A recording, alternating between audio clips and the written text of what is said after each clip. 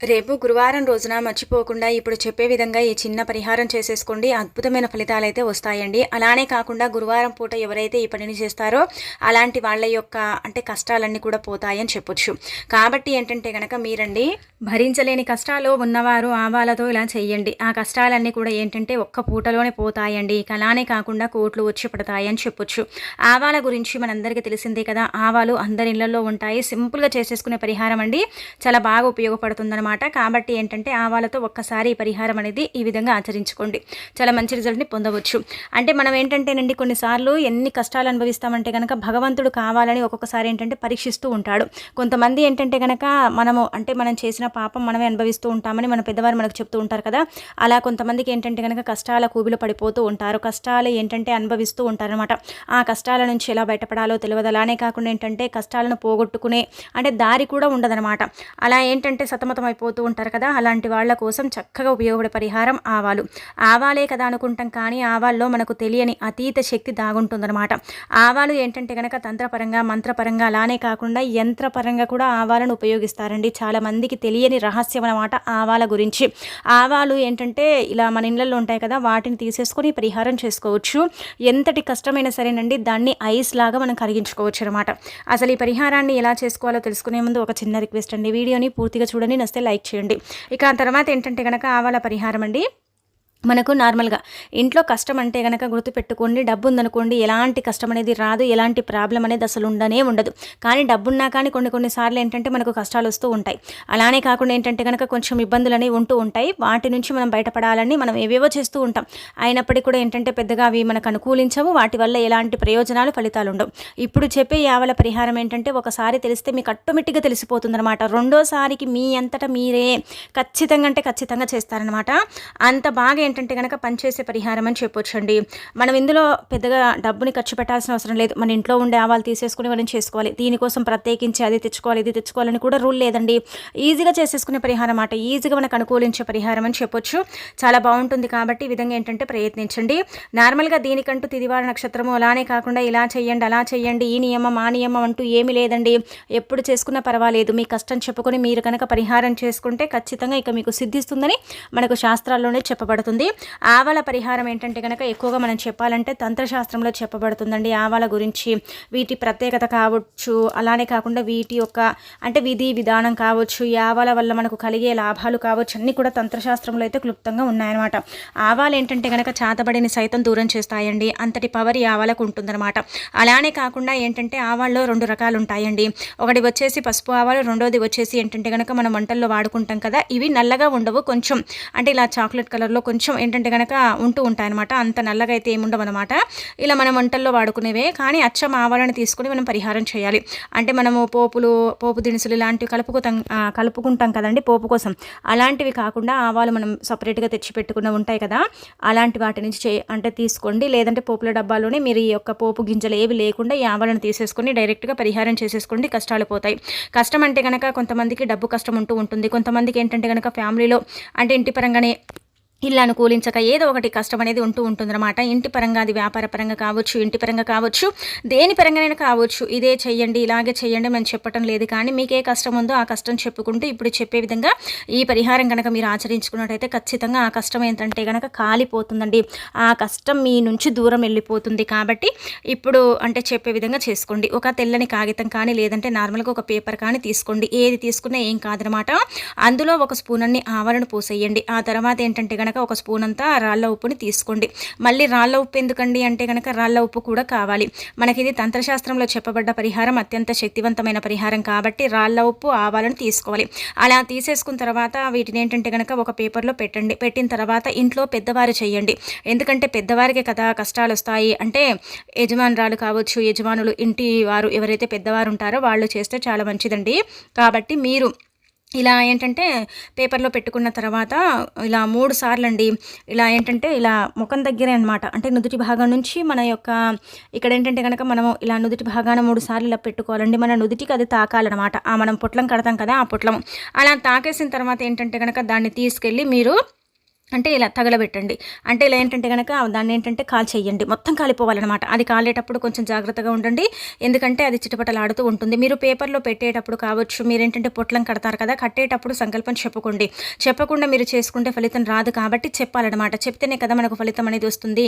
అందుకే మీకు ధన నష్టము, ధన కష్టము అలానే కాకుండా డబ్బుకు సంబంధించి నష్టాలు, కష్టాలు, విపరీతమైన సమస్యలు, ఇంట్లో బాలేకపోవటం, పిల్లలకి ఇబ్బంది ఉండడం, అనారోగ్యం రావటం, ఏదో ఒక రకంగా కష్టాల కూబిలో అయితే మేము మునిగి తేలుతున్నాం. మాకసలు అర్థం కావటం లేదు అని బాధపడే వారికైతే మంచి పరిహారం అని చెప్పొచ్చండి.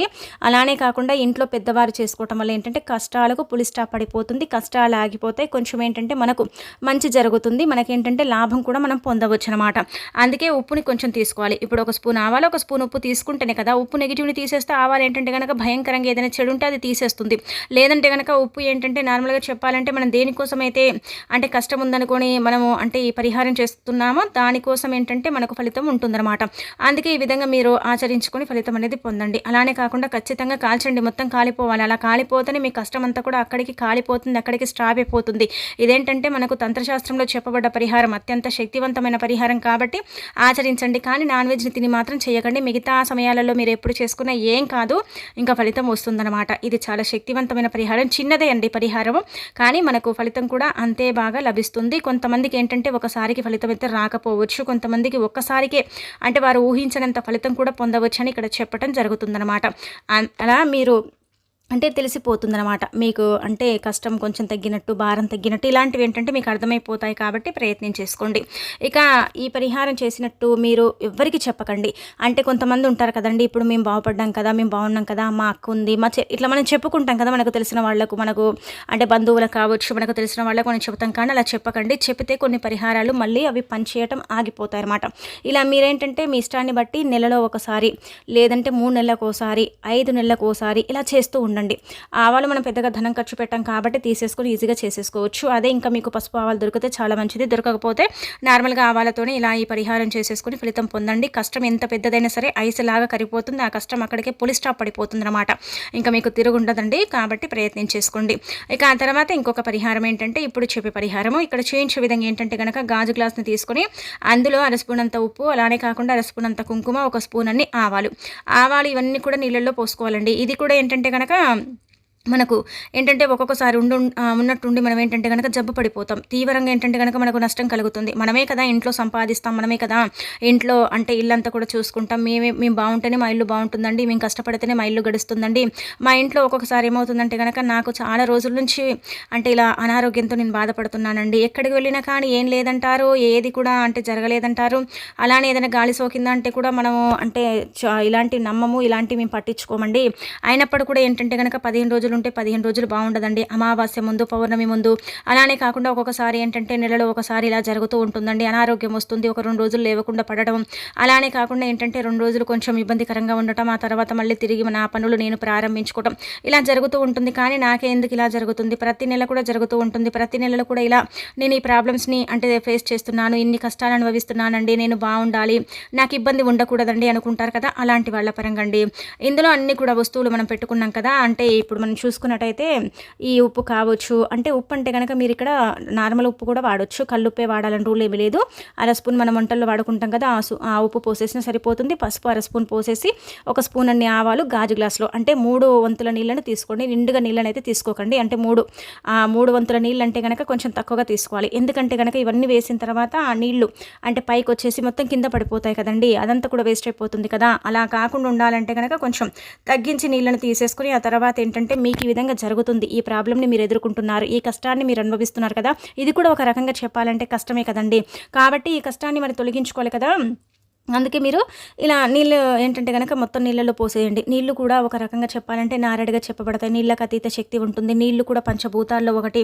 నీళ్లు కూడా ఎంతో కొంత చెడుని తీసేస్తాయి. కాబట్టి ఇలా పోసేసుకొని మరి మీరు బాగుండాలి, ఇంట్లో మీరు బాగుంటేనే కదా ఇల్లు బాగుంటుంది. అందుకే ఏం చేయండి అంటే కనుక తల చుట్టూదా కనీసం 3 లేదా 5 సార్లు తిప్పండి. ఎక్కువగా ఏం చేయకండి. ఆ తర్వాత ఆ నీటిని డైరెక్ట్గా మీ ఇంటి డ్రైనేజ్లో కానీ లేదంటే బయట డ్రైనేజ్లో కానీ పోసేయండి.